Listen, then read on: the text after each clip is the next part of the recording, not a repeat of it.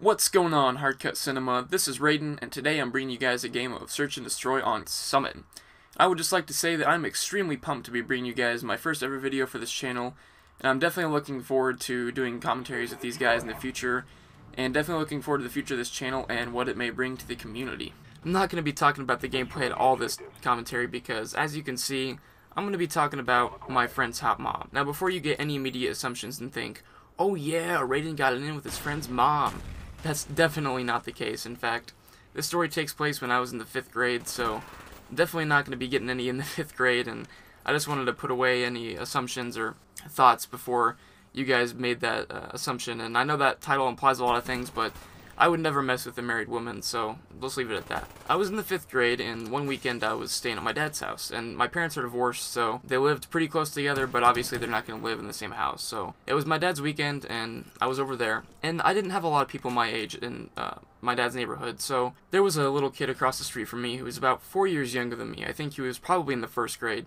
As you can imagine, in the 5th grade, I'm thinking, it's not very cool to hang out with somebody that young, but I didn't have anything else to do, and I was always bored when I went over to my dad's house, so I decided to make friends with this little kid, and his name was Dalton, and we got to be good enough friends to the point where one night I spent the night at his house, and, you know, his mom and my dad had talked, and they were fine with it, but his mom had to work the next morning, so, you know, I would probably spend the night and leave fairly early to go back to my dad's house, which was fine, because us being little kids, we were really excited about having that kind of sleepover thing. So anyway, I go over there, and we have fun, we watch movies, all that good stuff. You can imagine what we did in 5th grade, play with action figures, you know, whatever. And eventually we went to sleep, and I woke up the next morning, and I didn't really know what time it was. I had a feeling that it was early, but I didn't really know because, for some reason, Dalton didn't have a clock in his room. And obviously, a 1st grader isn't going to be setting his alarm every night. I'm sure his mom woke him up every morning for school. Which makes sense to me now, but back then I was like, why the hell does this kid not have a clock in his room?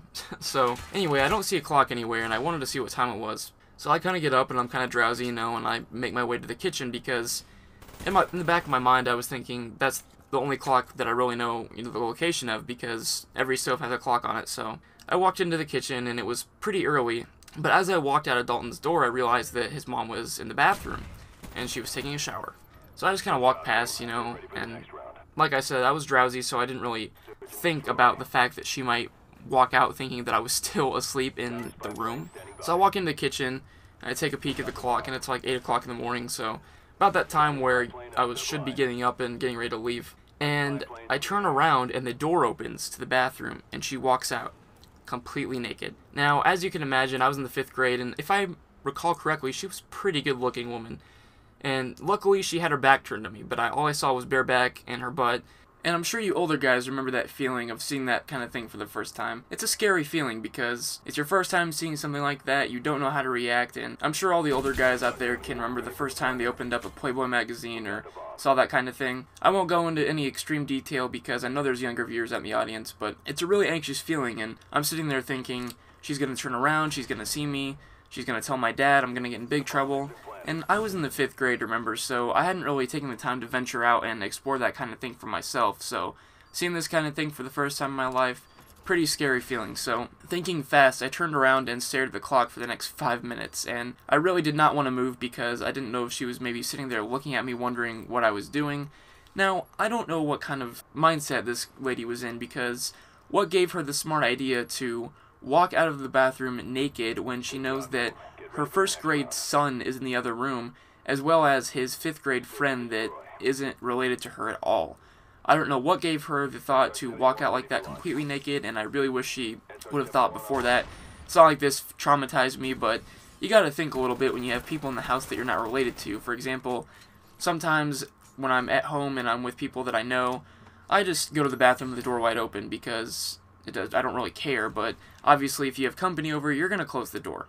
Anyway, back to the story. I sat there for a good 5 minutes staring at the clock, and just in case she walked out thinking what the hell I was doing, I was going to say I was trying to see what time it was. So I waited for a good 5 minutes and ran back to the room and acted like I was asleep. And sure enough, about 10 minutes into me pretending that I was asleep, she walked into the room and said that it was time to get up and that it was time for me to start going home because it was getting late. So anyway, guys, that's the end of the story. I hope you guys enjoyed, and I hope you have a great day. I will catch you guys later.